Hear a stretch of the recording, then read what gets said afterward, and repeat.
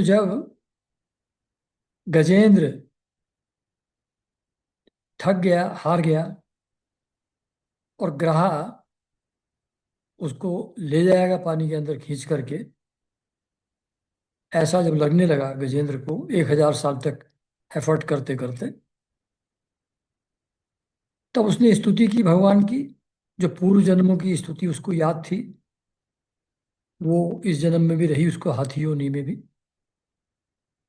और उस स्तुति को सुन करके भगवान वहां प्रकट हो गए, और गरुड़ के ऊपर से कूद करके उन्होंने गजेंद्र के साथ ग्राह को भी बाहर निकाल लिया, और फिर अपने चक्र से ग्राह का मुंह फाड़ डाला, और इस तरीके से गजेंद्र को छुड़ा लिया ग्राह से।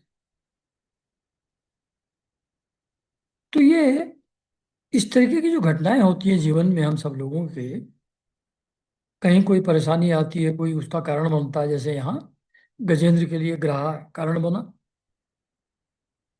तो हाथी तो और भी थे, पकड़ा तो उसने सिर्फ गजेंद्र को है, बाकी कुछ नहीं पकड़ा। तो ये एक्सीडेंटल नहीं है, ऐसी हो जाता है ऐसा नहीं है। इसके पीछे पूर्व जन्मों के कर्म होते हैं। तो जब भी हम लोगों के जीवन में कोई भी अच्छा या बुरा घटना घटती है, उसका कारण हमारे ही कोई पुराने कर्म होते हैं। जैसे वो कहते थे कि काहु न को सुख दुख कर दाता, निज कृत कर्म भोग सब भ्राता। तो सब अपने अपने कर्म भोगते हैं, कोई एक दूसरे को सुख या दुख नहीं दे रहा है। वो ग्राह गजेंद्र को दुख नहीं दे रहा है, गजेंद्र अपने ही कर्मों का फल पा रहा है। तो इसको एक्सप्लेन करते हैं इस नए चैप्टर में, कि ये गज और ग्राह पिछले जन्म में क्या थे, पिछले जन्म में इन्होंने क्या किया था, और ये जो प्रेजेंट घटना थी ये कॉन्सिक्वेंस था उसका। तो सुखदेव जी परीक्षित जी को बता रहे हैं कि जब गजेंद्र को छुड़ा लिया हरि श्री हरि ने, तो वहां इस सीन को देखने के लिए ये ब्रह्मा जी, शंकर जी और दूसरे देवता, ऋषि, पितर लोग आए हुए थे। तो वो सब भगवान की इस लीला, इस कर्म की प्रशंसा करने लगे, और उनके ऊपर फूलों की वर्षा करने लगे। स्वर्ग में दुंदुभियां बजने लगी, गंधर्व नाचने गाने लगे, ऋषि, चारण और सिद्धगण भगवान पुरुषोत्तम की स्तुति करने लगे। इधर वह ग्रह तुरंत ही परम आश्चर्यमय दिव्य शरीर से संपन्न हो गए। तो जैसे एपरेंटली ऐसा लगता है कि भाई एक को बचाने के लिए दूसरे का मुंह फाड़ डाला, ये कौन सी बात हुई? तो ये तो ग्राह के साथ तो अन्याय है। ग्राह का तो उस योनि में काम ही ये है कि अपने शिकार को पकड़े, उसका तो भोजन है। तो अपेरेंटली लगता है जैसे, मतलब नॉट वेरी जस्टिफाइड, जस्टिसेबल नहीं लगता। क्यों मारा ग्राह को? तो भगवान के जो कर्म होते हैं, लीला होती है, वो कल्याण के लिए ही होती है, परम कल्याण के लिए ही होती है हमारे। उसमें हमारे अगेंस्ट कुछ नहीं होता। तो ग्रह योनि से उसको छुटकारा दिलाया बाय दिस प्रोसेस। और फिर क्या हुआ? इधर वह ग्रह तुरंत ही परम आश्चर्यमय दिव्य शरीर से संपन्न हो गया। यह ग्रह इसके पहले हु नाम का एक श्रेष्ठ गंधर्व था। देवल के शाप से उसे यह गति प्राप्त हुई थी। अब भगवान की कृपा से वह मुक्त हो गया। तो देवल ने साथ दिया होगा, तो ऑब्वियसली कुछ निगेटिव किया होगा तभी दिया होगा। लेकिन उस सांप से मुक्ति भगवान के चक्र के स्पर्श से उसकी मुक्ति हो गई। भगवान का जो एक एक अंग है, एक एक आयुध है, वो भी भगवान ही होता है। उसके स्पर्श से भी वही इफेक्ट होता है जो भगवान के स्पर्श से होता है। उसने सर्वेश्वर भगवान के चरणों में सिर रखकर प्रणाम किया। इसके बाद वह भगवान के सुयश का गान करने करने लगा। वास्तव में अविनाशी भगवान ही सर्वश्रेष्ठ कीर्ति से संपन्न है। उन्हीं के गुण और मनोहर लीलाएं गान करने योग्य हैं। भगवान के कृपापूर्ण स्पर्श से उसके सारे पाप ताप नष्ट हो गए। उसने भगवान की परिक्रमा करके उनके चरणों में प्रणाम किया और सबके देखते देखते अपने लोक की यात्रा की। तो उसका कल्याण हो गया और वो चला गया दिव्य शरीर धारण करके ग्राह। इधर गजेंद्र जी, उनको भी भगवान का स्पर्श प्राप्त हुआ, तो वो अज्ञान के बंध से मुक्त हो गए। अविद्या ने घेर लिया था, हाथी योनि प्राप्त हुई थी, उसे भगवान का ही रूप प्राप्त हो गया। सारूप्य मुक्ति जिसको कहते हैं, भगवान का ही रूप। वह पीताम्बरधारी एवं चतुर्भुज बन गया। मतलब पुराने जन्म की साधना ऑलमोस्ट फ्रक्टिफाई होने की स्टेज पर पहुंच चुकी थी। वहीं पर एक मिस्टेक हुई, उसके कारण से हाथी योनि मिल गई। लेकिन कोई भी की हुई साधना या भक्ति वेस्ट नहीं होती। पुराने जन्म में जो किया, भले ही किसी कारण से वो नीचे गिरे और हाथी योनि में आ गए, लेकिन वो जो क्रेडिट बैलेंस है, जो साधना की हुई है, जो भक्ति भाव है, वो नष्ट नहीं होता, वो फिर प्रकट हो जाता है। तो वो पीताम्बरधारी एवं चतुर्भुज बन गया। भगवान का ही रूप उसको प्राप्त हो गया। गजेंद्र पूर्व जन्म में द्रविड़ देश का पांड्य वंशी राजा था। उसका नाम था इंद्रद्युम्न। वह भगवान का एक श्रेष्ठ उपासक एवं अत्यंत यशस्वी था। एक बार राजा इंद्रद्युम्न राजपाट छोड़कर मलय पर्वत पर रहने लगे थे। उन्होंने जटाएं बढ़ा ली, तपस्वी का वेश धारण कर लिया। एक दिन स्नान के बाद पूजा के समय मन को एकाग्र करके वे मौन मौन व्रती होकर सर्वशक्तिमान भगवान की आराधना कर रहे थे। उसी समय देव योग से, उस समय भी देव योग से एक लीला जो भगवान की है, उसके हिसाब से सब घटनाक्रम चलता है। तो भगवान की ही इच्छा से, देव योग से, परम यशस्वी अगस्त्य मुनि अपनी शिष्य मंडली के साथ वहां आ पहुंचे।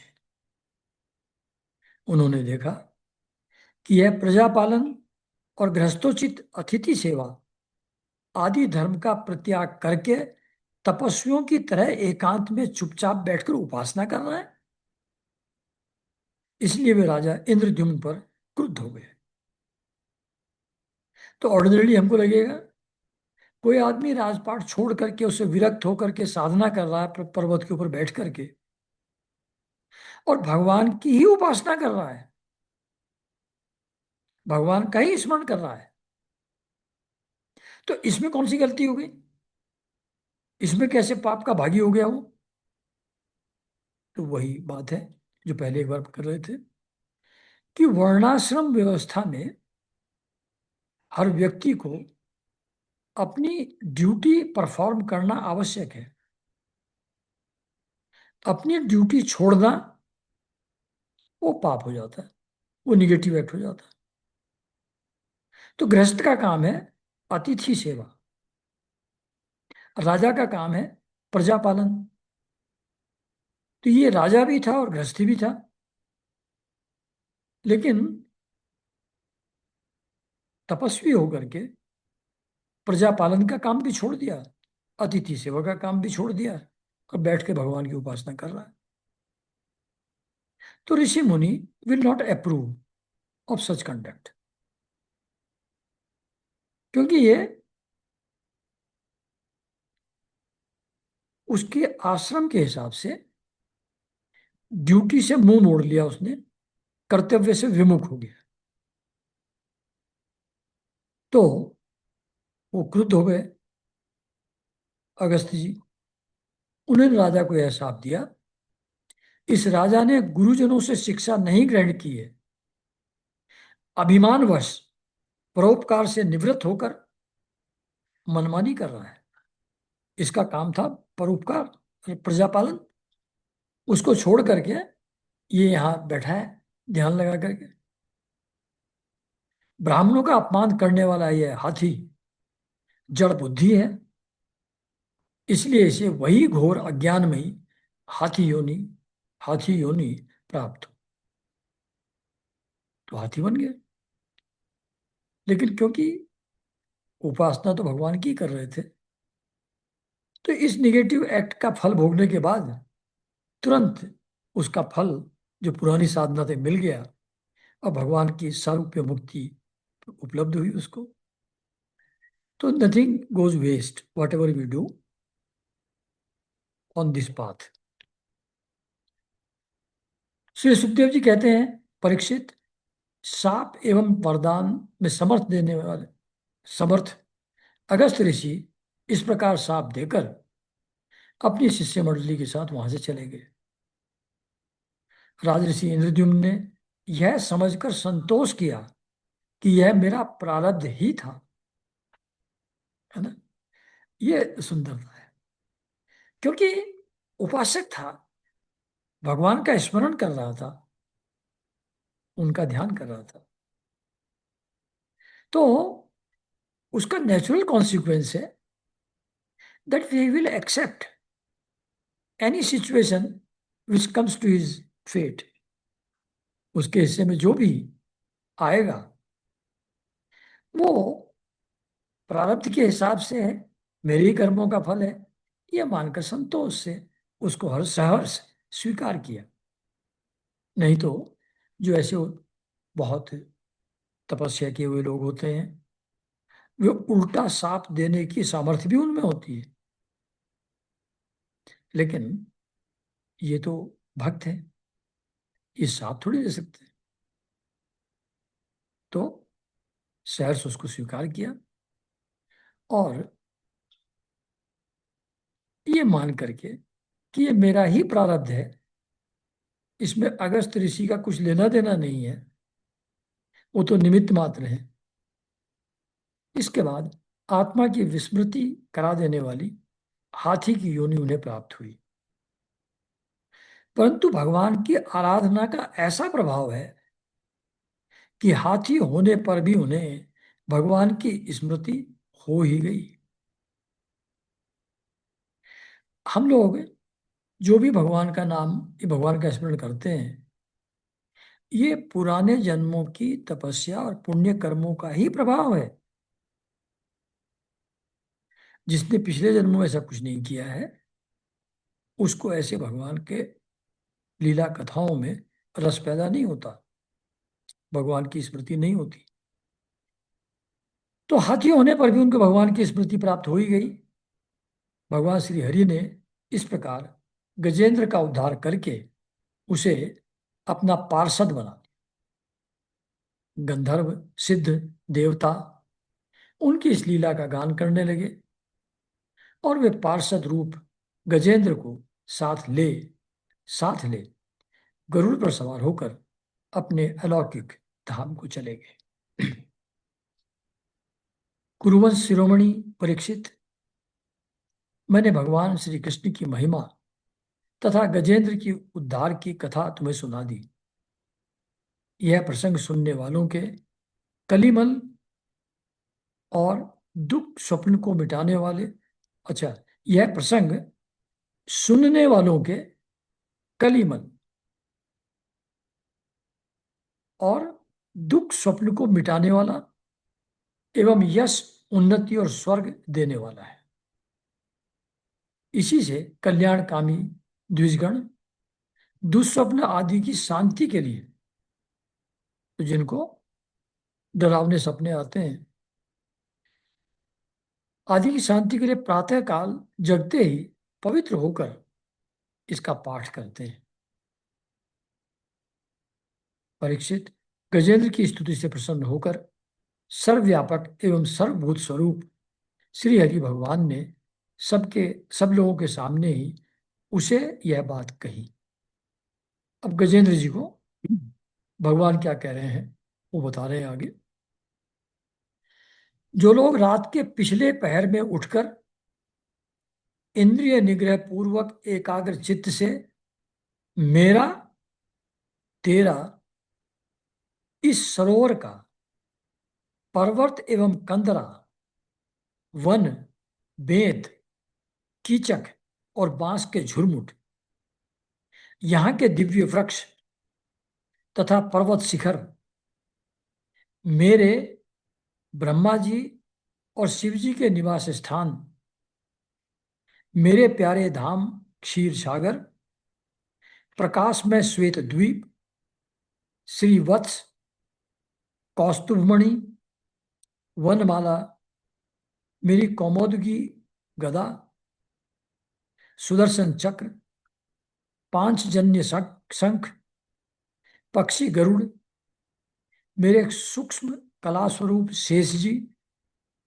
मेरे आश्रय में रहने वाली लक्ष्मी देवी, ब्रह्मा जी, देवऋषि नारद, शंकर जी तथा भक्तराज प्रहलाद, मत्स्य, कच्छप, वराह आदि अवतारों में किए हुए मेरे अनंत पुण्यमय चरित्र, सूर्य, चंद्रमा, अग्नि, ओंकार, सत्य, मूल प्रकृति, गौ, ब्राह्मण, अविनाशी सनातन धर्म, सोम, कश्यप और धर्म की पत्नी दक्ष कन्याएं, गंगा, सरस्वती, अलकनंदा, यमुना, ऐरावत हाथी, भक्त शिरोमणि ध्रुव, सात ब्रह्मऋषि और पवित्र कीर्ति, नल, युधिष्ठिर और जनक आदि महापुरुषों का स्मरण करते हैं, वे समस्त पापों से छूट जाते हैं,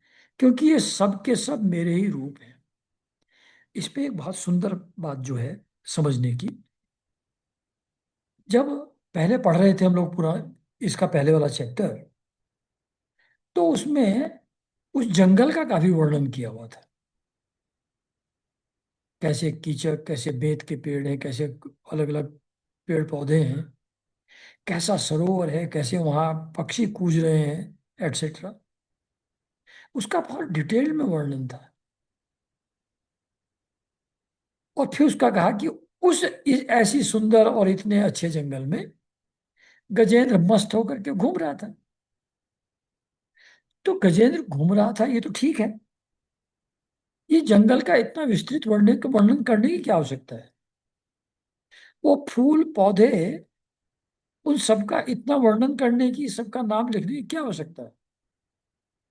तो यहाँ कह रहे हैं कि जो मेरा तेरा इस सरोवर, पर्वत एवं कंदरा, वन, बेत, कीचक, बांस के झुरमुट, यहाँ के दिव्य वृक्ष और पर्वत शिखर, इन चीजों का भी जो स्मरण करेगा वो पापों से छूट जाएगा, क्योंकि ये सब के सब मेरे ही रूप हैं। तो बाकी सब जो कहा है, शंकर जी, कश्यप जी, भक्त प्रहलाद जी, ध्रुव जी, एटसेट्रा, वो तो फिर भी समझ में आता है। पेड़ पौधे का क्या हुआ? वो भी मेरे ही रूप है। उनका भी जो स्मरण करता है वो भी सब पापों से छूट जाता है। प्यारे गजेंद्र, जो लोग ब्राह्म मुहूर्त में जगकर तुम्हारी की हुई स्तुति से मेरा स्तवन करेंगे, मृत्यु के समय उन्हें मैं निर्मल बुद्धि का दान करूंगा। जो मेरे द्वारा की हुई स्तुति का, तुम्हारे द्वारा की हुई स्तुति का स्तवन करेंगे। क्योंकि वो जो स्तुति की है उन्होंने, वो क्या कहा है? भगवान के गुणों को ही वर्णन किया है। वो अंतर्यामी हैं, सर्वशक्तिमान हैं, सब कुछ उन्हीं का रूप है, वही सब चीजों को चेतनता प्रदान करते हैं, एटसेट्रा। तो this only reminds us of our true nature. जो गुण भगवान के गिनाए जाते हैं, वो हमारा ही वास्तविक स्वरूप है। उसको अगर रोज याद करेंगे तो धीरे धीरे किसी दिन अपने स्वरूप का ज्ञान हमको हो जाएगा। इसलिए कहते हैं कि जो ब्राह्म मुहूर्त में जगकर तुम्हारी की हुई स्तुति से मेरा स्तवन करेंगे, मृत्यु के समय मैं निर्मल बुद्धि का दान करूंगा। तो सुखदेव जी कहते हैं, परीक्षित, भगवान श्री कृष्ण ने ऐसा कहकर देवताओं को आनंदित करते हुए अपना श्रेष्ठ शंख बजाया और गरुड़ पर सवार हो गए, चले गए, बाय बाय कह दी। तो अब ये चैप्टर यहीं समाप्त हो जाता है। अब जो इसके बाद जो देवता लोग हैं, वो ब्रह्मा जी के पास जाते हैं और ब्रह्मा जी भगवान की एक स्तुति करते हैं। वो किस कॉन्टेक्स्ट में करते हैं, क्यों करते हैं, देवता जी ब्रह्मा जी के पास क्यों जाते हैं, ये नेक्स्ट चैप्टर का सब्जेक्ट मैटर है। तो सुखदेव जी कहते हैं, परीक्षित, भगवान की यह गजेंद्र मोक्ष की पवित्र लीला समस्त पापों का नाश करने वाली है। इसे मैंने तुम्हें सुना दिया। अब रैवत मनवंतर की कथा सुनो। ये अलग अलग मनवंतर की कथाएं चल रही थी, उनमें से एक कथा ये थी जो पहले अभी हम लोगों ने लास्ट 2 सेशन में पढ़ी। तो रैवत मनवंतर में 5वें मनु का नाम था रैवत। वे चौथे मनु तामस के सगे भाई थे। उनके अर्जुन, बलि, विंध्य आदि कई पुत्र थे। उस मनवंतर में इंद्र का नाम था विभु और भूतरय आदि देवताओं उनके प्रधान गण थे। परीक्षित, उस समय हिरण्य रोमा, वेदशिरा, ऊर्ध्वबाहु आदि सप्तऋषि थे। तो हर मनवंतर में, जैसा पहले भी बात हुई है, ये एक इंद्र होता है, कोई कुछ देवता लोग होते हैं, सप्तऋषि होते हैं। तो हर मनवंतर में ये सब अलग अलग होते हैं, ये बदलते जाते हैं विद ईच मनवंतर, लेकिन रहते वही हैं, इंद्र और सप्तऋषि रहेंगे, but they will be different persons. तो ये पोस्ट है, मतलब पद है। उनमें शुभ्र ऋषि की पत्नी का नाम था विकुंठा। उन्हीं के गर्भ से वैकुंठ नामक शेष देवताओं के साथ अपने अंश से स्वयं भगवान ने वैकुंठ नामक अवतार धारण किया था। जैसे वैकुंठ में जो बोलते हैं, तो ये एक अवतार है भगवान का। उन्हीं ने लक्ष्मी देवी की प्रार्थना से उनको प्रसन्न करने के लिए वैकुंठ धाम की रचना की थी। मतलब अपने लिए लक्ष्मी जी के कहने से एक अच्छा सा रेजिडेंस बनाया उन्होंने, वो वैकुंठ धाम था। वह लोक समस्त लोकों में श्रेष्ठ है। उन वैकुंठनाथ के कल्याणमय गुण और प्रभाव का वर्णन मैं संक्षेप में तीसरे स्कंद में कर चुका हूं। भगवान विष्णु के संपूर्ण गुणों का वर्णन तो वह करे जिसने पृथ्वी के परमाणुओं की गिनती कर ली हो। मतलब उनके गुण जो हैं वो असंख्य हैं, गिने नहीं जा सकते। छठे मनु चक्षु के पुत्र थे चाक्षुष। उनके पूर्व पुरुष सुद्युम्न आदि कई पुत्र थे। इंद्र का नाम था मंत्रद्रुम, और प्रधान देवगण आप्य आदि थे। उस मनवंतर में हविष्यवान और वीरक आदि सप्त ऋषि थे। जगतपति भगवान ने उस समय भी, तो हर मनवंतर में भगवान भी एक अवतार लेके आते हैं। तो पिछले वाले में जो रैवत मनवंतर था, उसमें वैकुंठ अवतार के रूप में आए थे, और वैकुंठ धाम बनाया उसमें लक्ष्मी जी के कहने से। इसमें जगतपति भगवान ने वैराज की पत्नी संभूति के गर्भ से अजित नामक अंशावतार ग्रहण किया। एक भगवान का अवतार अजित, उन्होंने ही, जो अजित अवतार है मतलब, उन्होंने ही समुद्र मंथन करके देवताओं को अमृत पिलाया था, तथा वे ही कच्छप रूप धारण करके मंदराचल की मथानी के आधार बने थे। पहले ये छठा जो मनवंतर था, उसमें छठे मनु चक्षु के पुत्र चाक्षुष थे। चाक्षुष वाज द मनु, और फिर ये बाकी देवता लोग थे।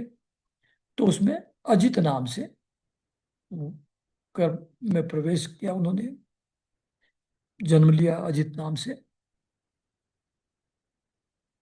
तो राजा परीक्षित, तो इन्होंने कहा कि इसी अवतार में इन्होंने देवताओं को अमृत पिलाया था, और इन्होंने ही कच्छप रूप धारण करके मंदराचल की मथानी का आधार ये बने थे।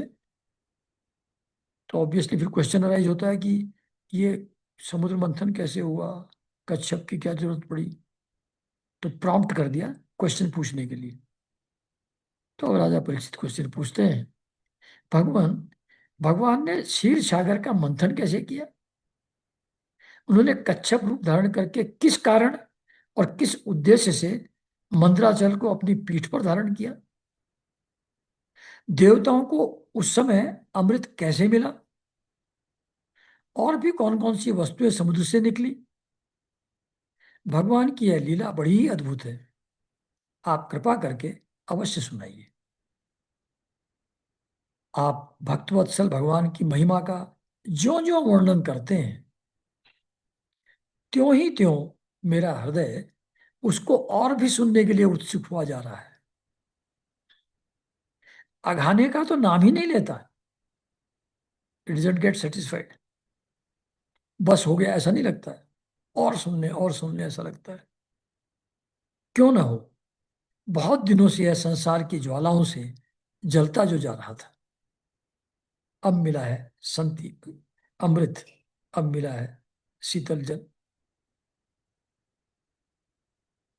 तो ये जो कहानी, जो संवाद परीक्षित और सुखदेव जी के बीच में चल रहा था, ये सूत जी शौनकादि ऋषियों को सुना रहे थे। तो सूत जी ने कहा, शौनकादि ऋषियों, भगवान श्री सुखदेव जी ने राजा परीक्षित के इस प्रश्न का अभिनंदन करते हुए भगवान की समुद्र मंथन लीला का वर्णन आरंभ किया। तो सुखदेव जी परीक्षित जी को कह रहे हैं, जिस समय की यह बात है, उस समय असुरों ने अपने तीखे शस्त्रों से देवताओं को पराजित कर दिया था। उस युद्ध में बहुते को तो प्राणों पर ही बनाई, वे रणभूमि में गिरकर फिर उठ न सके। दुर्वासा के शाप से तीनों लोक और स्वयं इंद्र भी श्रीहीन हो गए थे। अब दुर्वासा जी ने शाप क्यों दिया? इंद्र जी आ रहे थे मस्ती करते हुए अपने ऐरावत हाथी पे बैठ करके। तो दुर्वासा जी ने उनको एक पुष्पमाला प्रसाद के रूप में दी, लेकिन उनका कुछ अहंकार बढ़ा हुआ था उस समय इंद्र जी ने। तो उसका आदर करने के बजाय उन्होंने वो हाथी के माथ सर पे पहना दी। हाथी ने अपनी सूंड में लिया उसको और डाल के नीचे पैर से कुचल दिया। अब इतनी तो बहुत बड़ी बात होगी दुर्वासा जी के लिए। तो दुर्वासा जी ने कहा कि तो बहुत बन रहा है, अपने आप को कुछ समझ रहा है, तो तुम श्रीहीन हो जाओगे, तुम्हारी सब जो ऐश्वर्य है सब समाप्त हो जाएगा, कहीं के नहीं रहोगे। यहां तक कि यज्ञ यागादि धर्म कर्मों का भी लोप हो गया था श्राप के कारण से। यह सब दुर्दशा देखकर इंद्र, वरुण और देवताओं ने आपस में बहुत कुछ सोचा विचारा। जब हार गए और बुरी तरह पिट गए असुरों से, तो इसका क्या समाधान निकाला जाए, काफी विचार विमर्श किया आपस में, लेकिन किसी निश्चय पर नहीं पहुंचे। तब वे सबके सब सुमेरु के शिखर पर स्थित ब्रह्मा जी की सभा में गए। तो जब ऐसी प्रॉब्लम आ जाती थी तो ब्रह्मा जी के पास जाते थे। वहां उन लोगों ने बड़ी नम्रता से ब्रह्मा जी की सेवा में अपनी परिस्थिति का विस्तृत विवरण विवरण उपस्थित किया, as if he doesn't know. पर फिर भी जब जाएंगे तो अपनी बात तो कहनी है। ब्रह्मा जी ने स्वयं देखा कि इंद्र, वायु आदि देवता श्रीहीन और शक्तिहीन हो गए हैं। लोगों की परिस्थिति बड़ी विकट, संकटग्रस्त हो गई है, और असुर इसके विपरीत फल फूल रहे हैं, है ना। अब ये भी जो असुर हैं, ये भी तो ब्रह्मा जी की संतान, उन्होंने ही पैदा किए हैं। बट स्टिल जब ब्रह्म जाकर के अपनी दुर्दशा, अपनी व्यथा सुनाई ब्रह्मा जी को, तो समझ ब्रह्मा जी ने अपना मन एकाग्र करके परम पुरुष भगवान का स्मरण किया। फिर थोड़ी देर रुककर प्रफुल्लित मुख से देवताओं को संबोधित करते हुए कहा। मतलब Brahma ji by himself is nothing.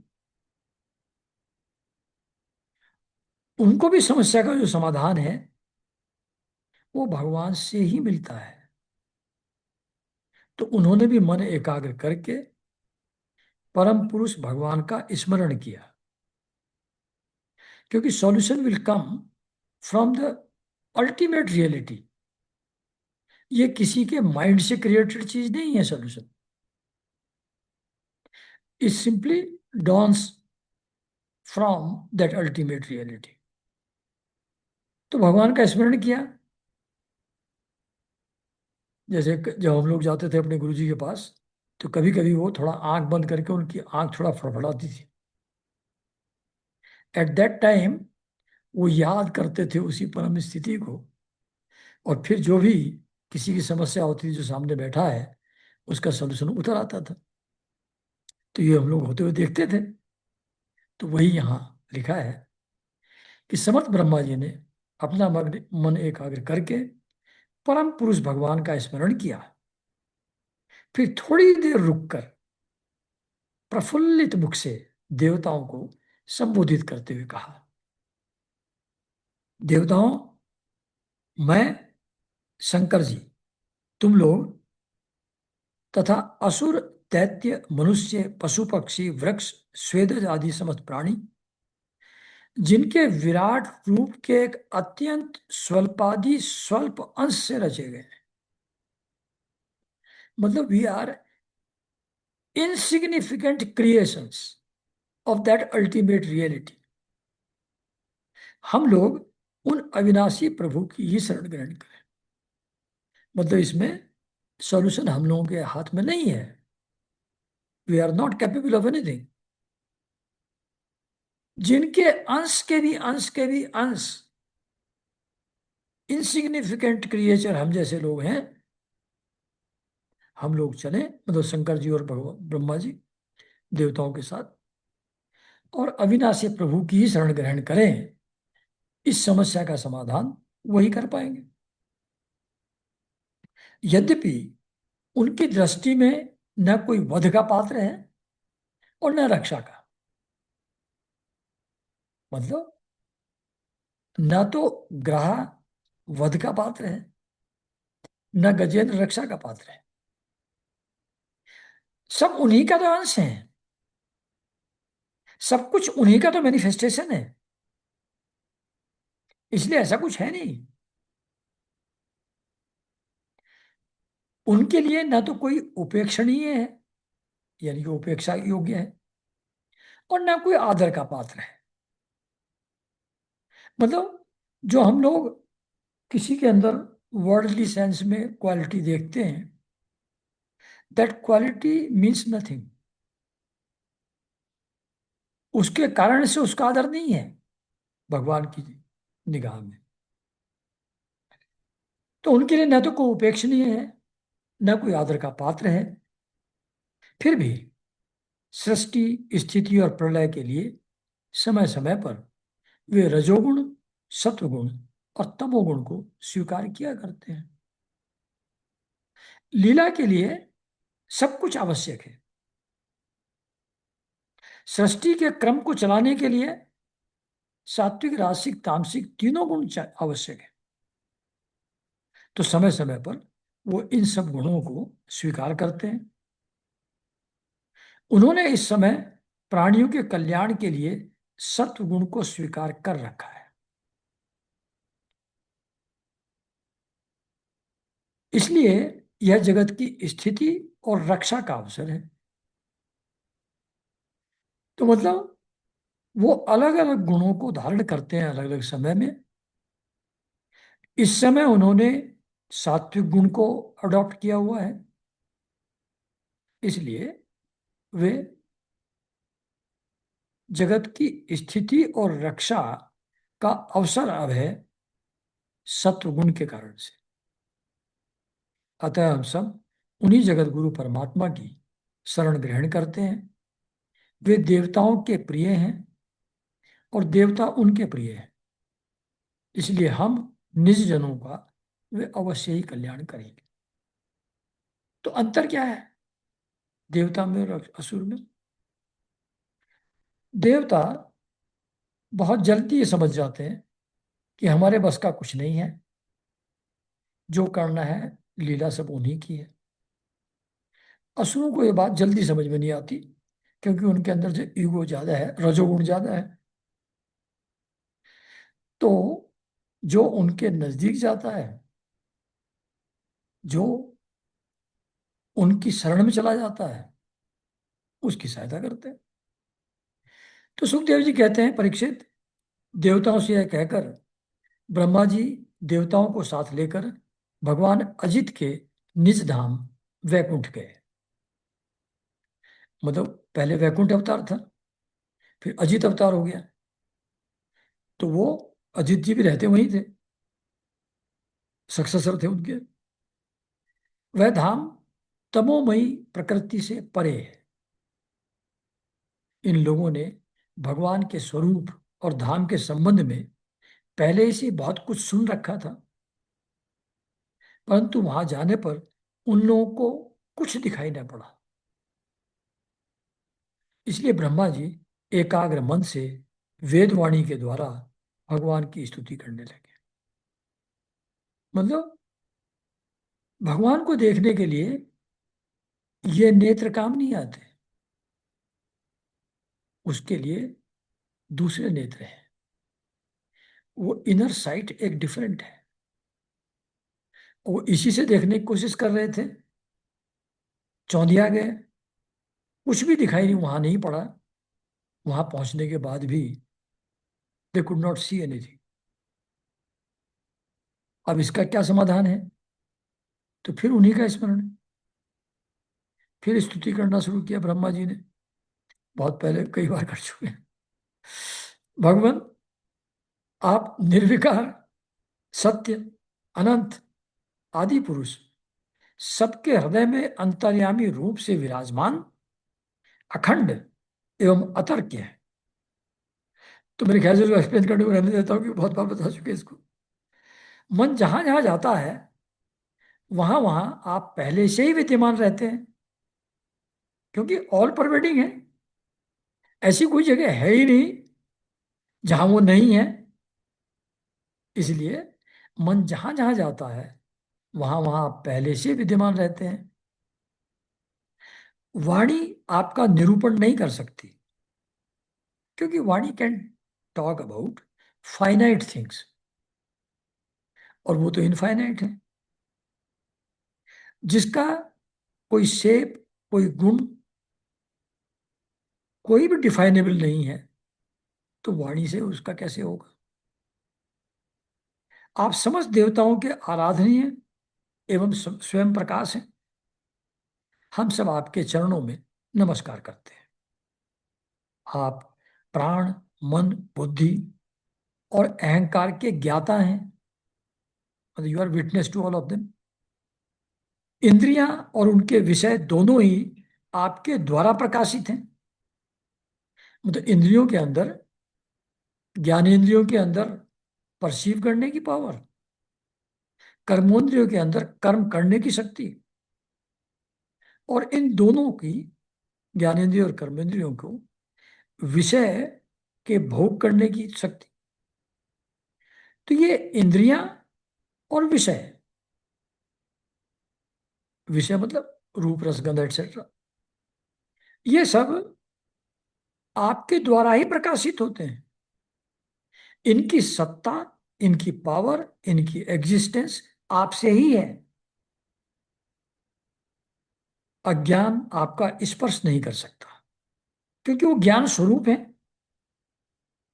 तो ज्ञान स्वरूप जो है, उसका अज्ञान स्पर्श कैसे करेगा? प्रकाश का अंधकार स्पर्श कैसे कर सकता है? तो कहते हैं अज्ञान आपका स्पर्श नहीं कर सकता। जीव के दोनों पक्ष, अविद्या और विद्या, आप में बिल्कुल नहीं है। आप अविनाशी और सुख स्वरूप हैं। सत्ययुग, त्रेता और द्वापर में तो आप प्रकट रूप से ही विराजमान रहते हैं। हम सब आपकी शरण ग्रहण करते हैं। मतलब ये तीन युग रहते हैं, सतयुग, त्रेता, द्वापर, उस पर फिजिकल फॉर्म में रहते थे वो। इसलिए लोग, ऋषि मुनि लोग सीधा चले जाते थे टूर पे और मिलाते थे उनसे। लेकिन कलयुग में वैसी फैसिलिटी नहीं है। वो फिजिकल फॉर्म में यहाँ नहीं रहते हैं आजकल। आजकल नाम रूप से रहते हैं, अब नाम में। अच्छा, यह शरीर जीव का एक मनोमय चक्र, यानी कि रथ के पहिए जैसा है मन के लिए। 10 इंद्रियां, प्राण, 5 प्राण, ये 15 इसके अरे हैं। वो चक्र के अंदर जो बीच में लाइनें होती हैं, सपोर्ट पहिए की परिधि को जो सेंटर से कनेक्ट करते हैं, वो अरे हैं। सत्व, रज और तम, ये 3 गुण इसकी नाभि हैं। यानी कि जो सेंट्रल पार्ट जिसमें परिधि से आकर के अरे फिट हो रहे हैं, वो जो है वो नाभि है। पृथ्वी, जल, तेज, वायु, आकाश, मन, बुद्धि और अहंकार, ये 8 इसमें नेमी, यानी कि पहिए का घेरा है। वो चारों तरफ जो पेरिफेरी पर जो लगे हुए पार्ट्स, वो पृथ्वी, जल, वायु, तेज, आकाश एटसेट्रा है। स्वयं माया इसका संचालन करती है। ये जो चक्र चलता है, ये माया के प्रभाव से चलता है, और यह बिजली से भी अधिक शीघ्रगामी है। मन की गति अनंत है ना? तो ये शरीर जो है जीव का मनोमय चक्र है, मन से बना हुआ। इस चक्र के धुरे हैं स्वयं परमात्मा। मतलब ये पूरी सृष्टि जो घूम रही है, शरीर जीव चल रहे हैं, इसका जो आधार है, धुरा है, वो स्वयं परमात्मा है।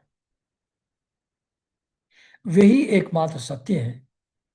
हम उन्हीं की शरण में हैं। ये ब्रह्मा जी बोल रहे हैं। जो एकमात्र ज्ञान स्वरूप, प्रकृति से परे एवं अदृश्य हैं, जो समस्त वस्तुओं के मूल में स्थित अव्यक्त हैं, मतलब जितनी भी चीजें दिखाई पड़ती हैं, जिनको हम परसीव कर सकते हैं, उनका जो सोर्स है, उनका जो मूल है, स्रोत है, वो अव्यक्त है। अनमैनिफेस्ट से ही चीजें मैनिफेस्ट होती हैं। शून्य से ही सब रूप निकल करके आते हैं। वही प्रभु इस जीव के हृदय में, अच्छा, और देश काल अथवा वस्तु से जिनका पार नहीं पाया जा सकता, मतलब ही इज बियॉन्ड देश काल और वस्तु। प्रभु इस जीव के हृदय में अंतर्यामी रूप से विराजमान रहते हैं। He is everywhere, in everyone. विचारशील मनुष्य भक्ति योग के द्वारा उन्हीं की आराधना करते हैं।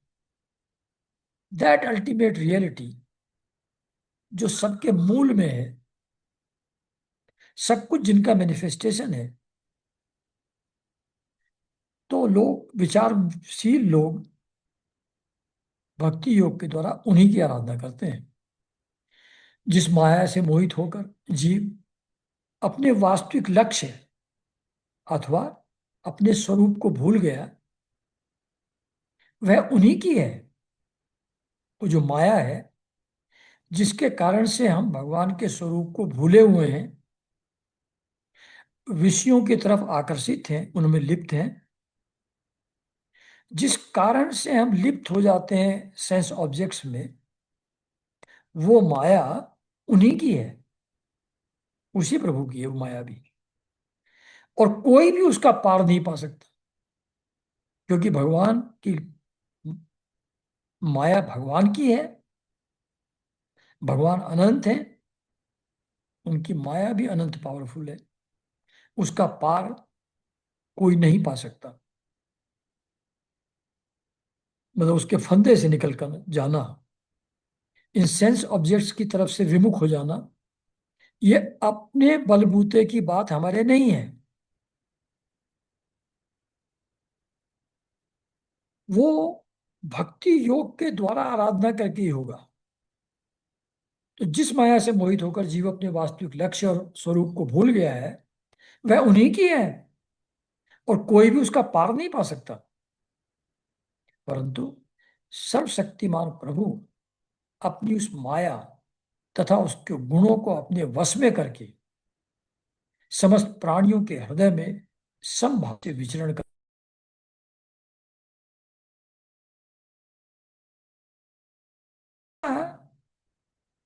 राग द्वेष पैदा करती है, किसी चीज से अट्रैक्शन, किसी से विकर्षण पैदा करती है, व्यक्ति को समभाव में नहीं रहने देती। लेकिन जो भगवान है, वो उस माया को वश में करके सभी प्राणियों के हृदय में समभाव से विचरण करते हैं। ये माया का जो राग द्वेष करने की कैपेसिटी है, ये भगवान के ऊपर नहीं चलती। उनका समभाव बना रहता है हर प्राणी के हृदय में स्थित रहते हुए भी। तो ये सेंटेंस था। परंतु सर्वशक्तिमान प्रभु अपनी उस माया तथा उसके गुणों को अपने वश में करके समस्त प्राणियों के हृदय में समभाव से विचरण करते हैं। जीव अपने पुरुषार्थ से नहीं, उनकी कृपा से ही उन्हें प्राप्त कर सकता है। हम उनके चरणों में नमस्कार करते हैं। ये जितनी भी साधना हम लोग करते हैं, भगवान का स्मरण करते हैं, तो पहली बात तो ये करते ही उनकी कृपा से हैं, गुरुदेव के प्रसाद से करते हैं। और दूसरा, इतना कर लेने मात्र से हम उनको प्राप्त नहीं कर सकते। ये सिर्फ एलिजिबिलिटी क्रिएट करता है। लेकिन अल्टीमेटली जो ज्ञान होता है, वो भगवान या गुरु की कृपा से ही होता है। वो साधना के बेसिस पर नहीं होता। साधना से सिर्फ ग्राउंड तैयार होता है, बट अल्टीमेट हैपनिंग वो ग्रेस है, grace of Guru, grace of God, उन्हीं की कृपा है। तो यह कहते हैं जीव अपने पुरुषार्थ से नहीं, सिर्फ नाम जप से नहीं, सिर्फ योगासन से नहीं, ध्यान से नहीं, उनकी कृपा से ही उनको प्राप्त करता है। हम उनके चरणों में नमस्कार करते हैं। तो अब जैसे देवता लोग जरा सी परेशानी हुई पहुंच जाते हैं वहीं, तो जब शरणागत हो जाते हैं तो कृपा मिल जाती है। रिलायंस ऑन सेल्फ जब छूट जाती है, भगवान की कृपा प्राप्त हो जाती है। हम उनके चरणों में नमस्कार। यूं तो हम देवता एवं ऋषिगण भी उनके परम प्रिय सत्वमय शरीर से ही उत्पन्न हुए हैं, फिर भी उनके बाहर भीतर एक रस प्रकट वास्तविक स्वरूप को हम नहीं जानते। तब रजोगुण एवं तमोगुण प्रधान असुर आदि तो उनको जान ही कैसे सकते हैं। मतलब हम तो सात्विक गुण से बने हैं देवता लोग, हम भी उनको नहीं जान पाते, क्योंकि वो तो गुणातीत है। सत्वगुण से कैसे जाने जाएंगे। और जब हम नहीं जान सकते सत्वगुण वाले जो शांत हैं, तो फिर असुर जो घोर और मूढ़, घोर और मूढ़ जो दोनों पार्ट जिनके अंदर है, वो तो जान ही कैसे सकते हैं। तो ऐसे जो प्रभु हैं, उनके चरणों में हम नमस्कार करते हैं। उन्हीं की बनाई हुई यह पृथ्वी उनका चरण है। इसी पृथ्वी पर, मतलब एक पैर जो उनका है भगवान का, ये पृथ्वी है। इसी पृथ्वी पर जरायुज, अंडज, स्वेदज, उद्भिज, ये चार प्रकार के प्राणी रहते हैं।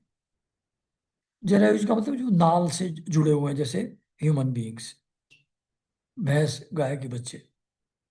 अंडज जो अंडे से पैदा होते हैं। स्वेदज जो अ, पसीने से पैदा होते हैं। उद्भिज जो जमीन फोड़ के निकलते हैं, जैसे प्लांट्स, ट्रीज। ये चार प्रकार के प्राणी, मतलब प्लांट्स प्राणी ही माने जाते हैं। तो ये इस पृथ्वी पर रहते हैं चारों। वे परम स्वतंत्र, परम ऐश्वर्यशाली, पुरुषोत्तम पर ब्रह्म हम पर प्रसन्न हो। यह परम शक्तिशाली जल उन्हीं का वीर्य है। इसी से तीनों लोक और समस्त लोकों के लोकपाल उत्पन्न होते हैं, बढ़ते हैं और जीवित रहते हैं। वे परम ऐश्वर्यशाली पर ब्रह्म हम पर प्रसन्न हो। श्रुतियां कहती हैं कि चंद्रमा उस प्रभु का मन है। यह चंद्रमा समस्त देवताओं का अन्न, बल एवं आयु है।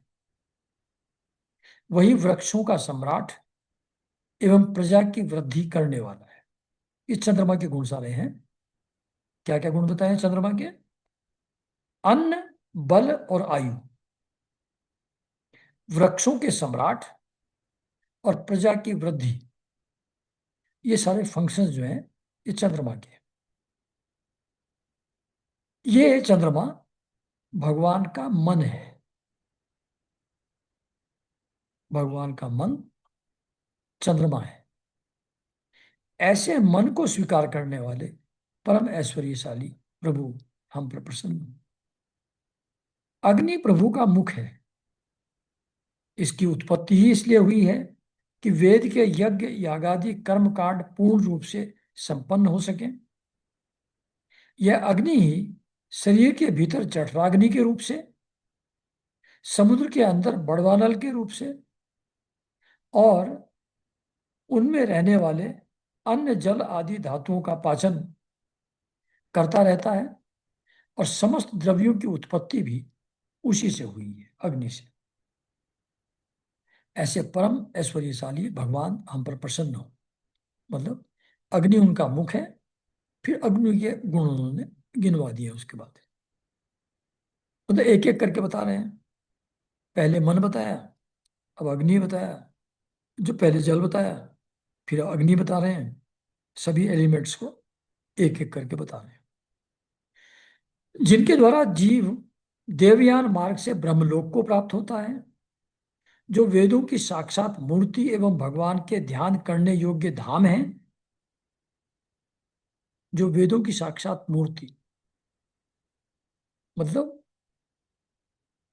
वेदों में जो वर्णन कर रहे हैं वो उन्हीं का वर्णन है। तो वेदों की जो मूर्ति है वो भगवान ही है। भगवान के ध्यान करने योग्य धाम भी वही है।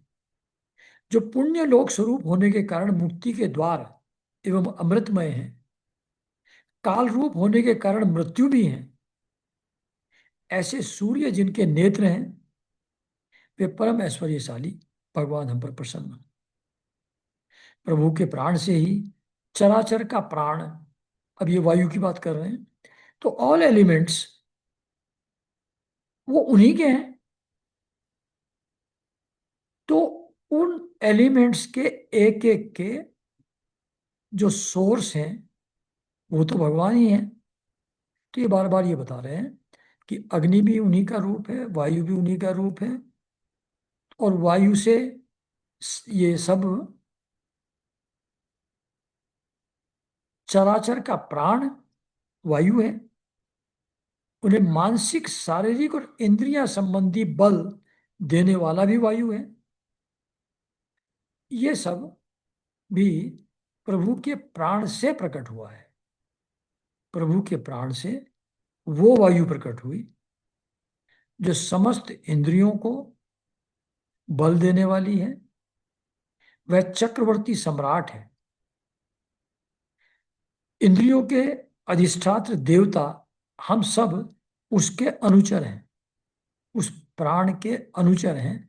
ब्रह्मा, शंकर आदि, वरुण आदि देवता। ऐसे परम ऐश्वर्यशाली भगवान हम पर प्रसन्न हो जिनसे इतनी पावरफुल वायु की उत्पत्ति हुई है, जो उनके प्राण से आएंगे। जिनके कानों से दिशाएं, ये सब वही जो शुरू में बताया गया था कि शब्द, दिशा ये कान से संबंधित है, घ्राण कान, आँख से, नाक से संबंधित है, सूर्य नेत्र से संबंधित है। उन्हीं सबको दोबारा एक अलग अलग तरीके से बता रहे हैं कि all of them have come from that पर ब्रह्म परमेश्वर। तो जिनसे इनकी उत्पत्ति हुई है सबकी, जो हम सब जीवों के आधार हैं। हमारा शरीर अग्नि, वायु एटसेट्रा के बिना नहीं रह सकता, जल के बिना नहीं रह सकता, और ये सब प्रभु के ही मैनिफेस्टेशन है। तो जिनसे हमारा जीवन चलता है उनके भी जो सोर्स है परमात्मा, हम उनकी शरण में हैं। इसको अलग अलग तरीके से बता रहे हैं। तो जिनके कानों से दिशाएं, हृदय से इंद्रिय गोलक, नाभि से वह आकाश उत्पन्न हुआ है। जो पांचों प्राण, प्राण अपान उदान समान और व्यान, दसों इंद्रियां, मन, पांचों असु यानी कि नाग, कुर्म, कृकल, देवदत्त और धनंजय, ये 10 किस्म के प्राण हैं। 5 मेन पहले बताए हैं, प्राण अपान उदान समान और व्यान, और ये दूसरे 5 प्राण हैं, नाग, कुर्म, कृकल, देवदत्त और धनंजय, एवं शरीर का आश्रय है। ये सब जिनके कानों से दिशाएं, हृदय से इंद्रिय गोलक, नाभि से आकाश उत्पन्न हुआ है। जो पांचों प्राणों, दसों इंद्रियां, मन, पांचों असु एवं शरीर का आश्रय है। शरीर भी उनके कारण से एग्जिस्ट करता है। वे परम ऐश्वर्यशाली भगवान हम पर प्रसन्न हो, जिनके बल से इंद्र, प्रसन्नता से समस्त देवगण, क्रोध से शंकर, बुद्धि से ब्रह्मा, इंद्रिय से वेद और ऋषि, तथा लिंग से प्रजापति उत्पन्न हुए हैं। उनके बल से ही इंद्र पैदा हुए, उन्हीं की इंद्रियों से वेद और ऋषि पैदा हुए, उन्हीं के लिंग से प्रजापति उत्पन्न हुए। ऐसे परम ऐश्वर्यशाली भगवान हम पर प्रसन्न हो, जिनके वक्षस्थल से लक्ष्मी, छाया से पितृगण, स्तन से धर्म, पीठ से अधर्म, सिर से आकाश, विहार से अप्सराएं प्रकट हुई हैं, वे परम ऐश्वर्यशाली भगवान हम पर प्रसन्न हो। तो जो सृष्टि का क्रम शुरू बताया गया था, उसी को एक दूसरे तरीके से प्रेजेंट यहाँ कर रहे हैं कि हर चीज का अल्टीमेट सोर्स वो भगवान ही है, जिनके मुख से ब्राह्मण, अत्यंत रहस्यमय वेद, मुख से ब्राह्मण और अत्यंत रहस्यमय वेद ये पैदा हुए, भुजाओं से क्षत्रिय और बल, जंघाओं से वैश्य और उनकी वृत्ति, व्यापार कुशलता, और चरणों से वेद बाह्य शूद्र और उनकी सेवा आदि प्रकट हुए हैं, वे परम ऐश्वर्यशाली भगवान हम पर प्रसन्न हो, जिनके अधर से लोभ, ओष्ठ से प्रीति, नासिका से कांति, स्पर्श से पशु का प्रिय काम यानी कि सेक्सुअल डिजायर, स्पर्श से पशुओं का प्रिय काम, भौहों से यम और नेत्र के रोमों से काल की उत्पत्ति हुई है, वे परम ऐश्वर्यशाली भगवान हम पर प्रसन्न हो। पंचभूत, काल, कर्म, सत्वादि गुण और जो कुछ विवेकी पुरुषों के द्वारा बाधित किए जाने योग्य, निर्वचनीय या अनिर्वचनीय विशेष पदार्थ हैं, वे सब के सब भगवान की योग माया से ही बने हैं, ऐसा शास्त्र कहते हैं। पंचभूत भी उन्हीं से बने हैं, काल, कर्म, सत्वादि गुण भी उन्हीं से बने हैं, ऐसा शास्त्र कहते हैं। वे परम ऐश्वर्यशाली भगवान हम पर प्रसन्न हो, जो माया निर्मित गुणों में दर्शन आदि वृत्तियों के द्वारा आसक्त नहीं होते, जो वायु के समान सदा सर्वदा असंग रहते हैं।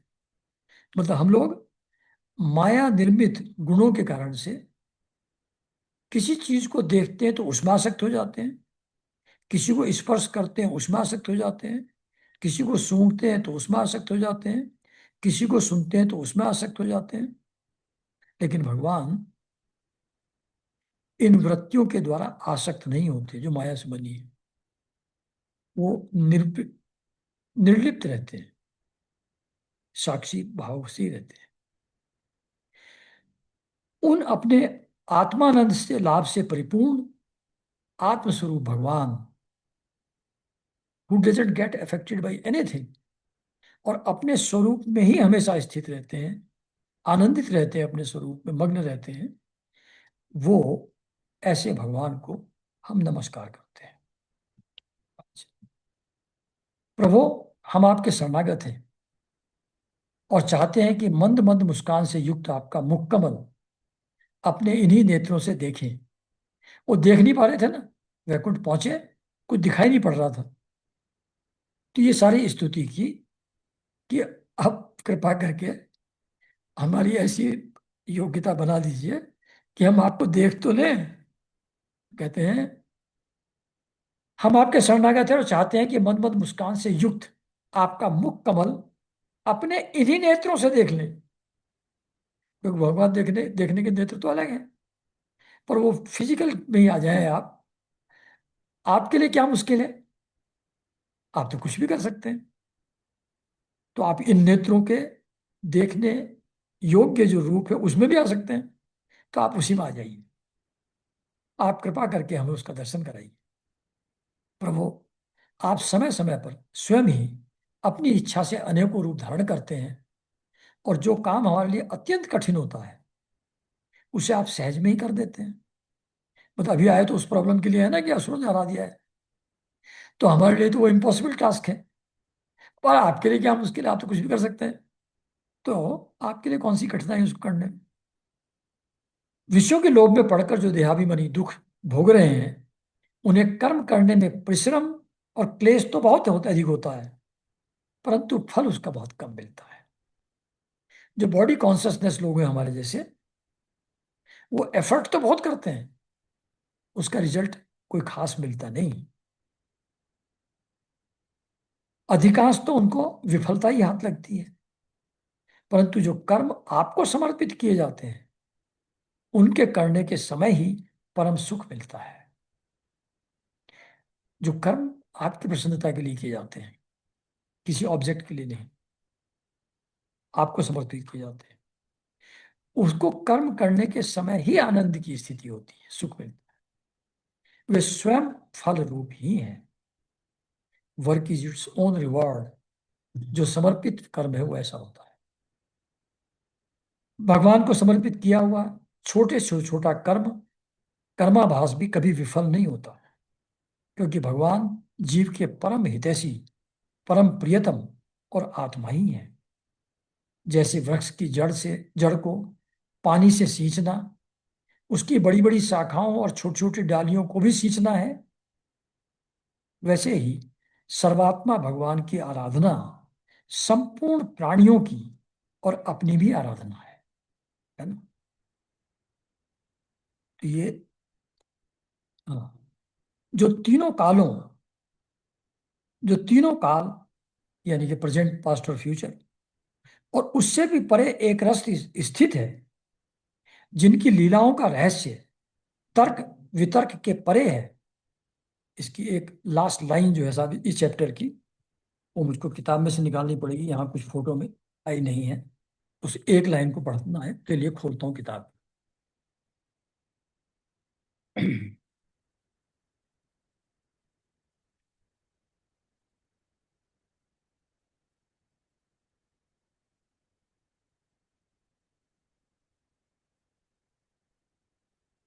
Just a minute.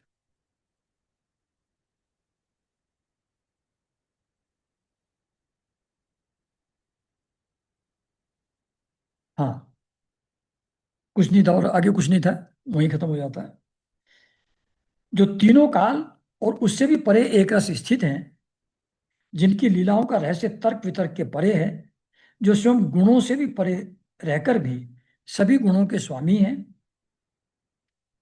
तथा इस तो जितने गुण प्रकट होते हैं सृष्टि में, वो उन्हीं के हैं, लेकिन स्वयं वे उन गुणों के भी सोर्स होने के कारण से गुणों के परे हैं, तथा इस समय सत्व रूप में स्थित हैं। ऐसे आपको हम बार बार नमस्कार करते हैं। तो यहाँ पर ये स्तुति समाप्त हो जाती है ब्रह्मा जी की।